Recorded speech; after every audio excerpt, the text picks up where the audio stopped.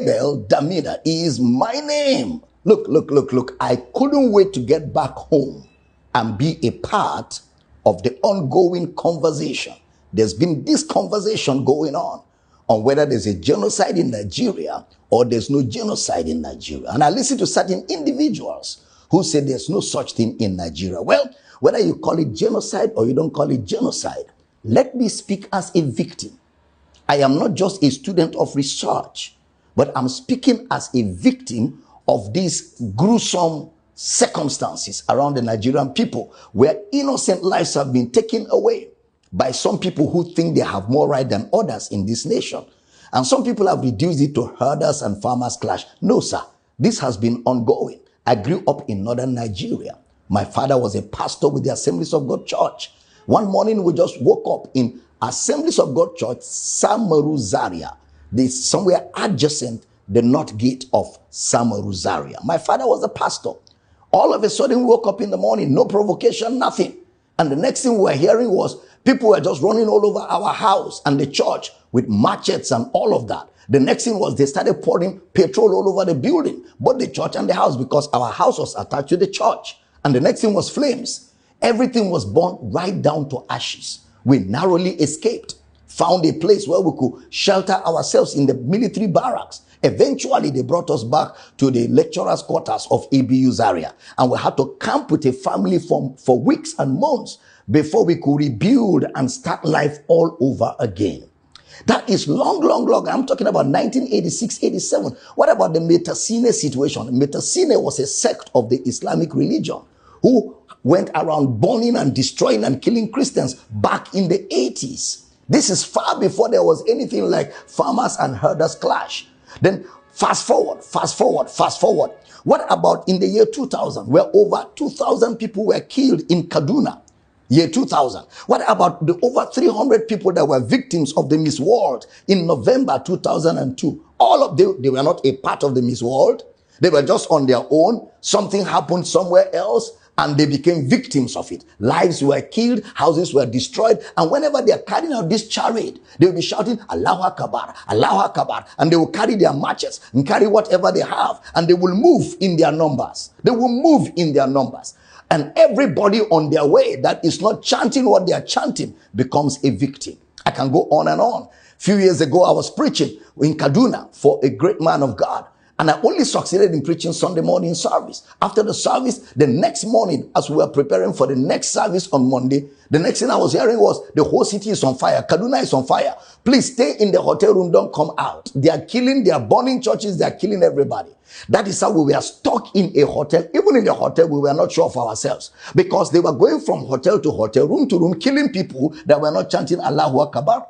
And somehow God saved our souls. After about 4 days, we were able to leave Kaduna. But unfortunately, a friend of mine who was a pastor, Reverend Northcote Andrew of blessed memory, was caught in the midst of this as he was escaping for his life. They caught him because he was wearing a collar of a bishop. They hacked him to death, dug the ground, buried him and put a cross there. It is that little wooden cross that made people know that there was a corpse in that place. And this, my friend, was buried. These are real life situations. So for somebody to just sit down in the comfort of his home, maybe somewhere in the south, and be saying there's no such thing in northern Nigeria, my brother, you've not been a part of it. We've been right in the heart of the fire. I remembered one night, these Muslim boys were all over the place in my school, and they were shouting Allahu Akbar. They were looking for me. I had to escape. That night, my saving grace was that I found a female hostel and I slept under the bed. By the next day, I left town. For what? I did nothing. No provocation, just because I am preaching the gospel. And of course, some of them believe that once you are not of the Islamic faith, you are an infidel, and they believe that if you kill an infidel, you will sleep with 7 virgins. All of this kind of indoctrination that leads to violence at the slightest provocation, whether it has to do with the people or not, you just get on the streets. What about the Reinhard Bonnke crusade? I'm talking about the Reinhard Bonnke crusade in Kano, where people were hacked, macheted, and killed just because a crusade where the gospel of Christ was going to be preached. And that is why I thank God for people like President Donald Trump, who lent his voice to what is going on here. At least, for whatever is what, there's an ongoing conversation all over the world. The matter is no more put under the carpet. And we don't want just conversations. We want some action. We want some action. And in the midst of all this, it snowballed into the herders and farmers clash. It snowballed into banditry, and everything becomes very complicated. Very complicated.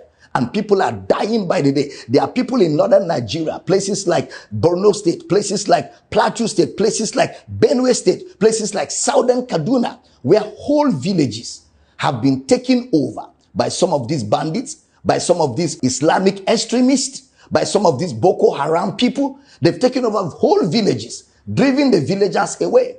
And somebody said there is no such thing in Nigeria. Why do we have IDP camps? Why do we have IDP camps? When we never had an earthquake, we never had an earth tremor, why do we have IDP camps when there is no natural disaster?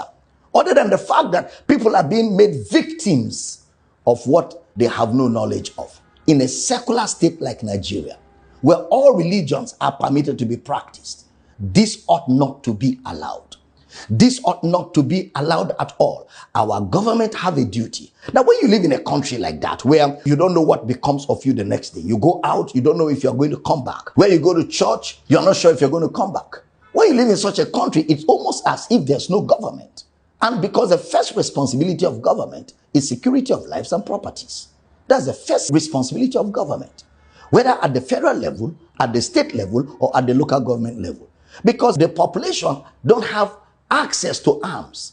But unfortunately, some of these bandits, some of these terrorists, some of these extremists, they are carrying AK-47s, and you wonder where did they get them from? In fact, it's unfortunate that at a point in Nigeria, there was even a local government in Borno State where Boko Haram drove all our Nigerian security forces and put their flag there. It's very unfortunate. And the government of Nigeria needs to do something quickly. Otherwise, where this is taking us to, we do not know. This has to come to an end. The ADP camps need to be emptied. Let people go back to their homes. Let people go back to their villages. Let people go back to their farmlands. Let people go back to their habitations so that they can live normal lives. So they can live the life they are supposed to live on earth. You know, this is very important. And this conversation is so critical at this time. And it's critical that I add my voice to it as a victim of this situation in a country like Nigeria. And I'm believing God that the day has come when this menace will surely come to an end. God bless the Federal Republic of Nigeria. Amen.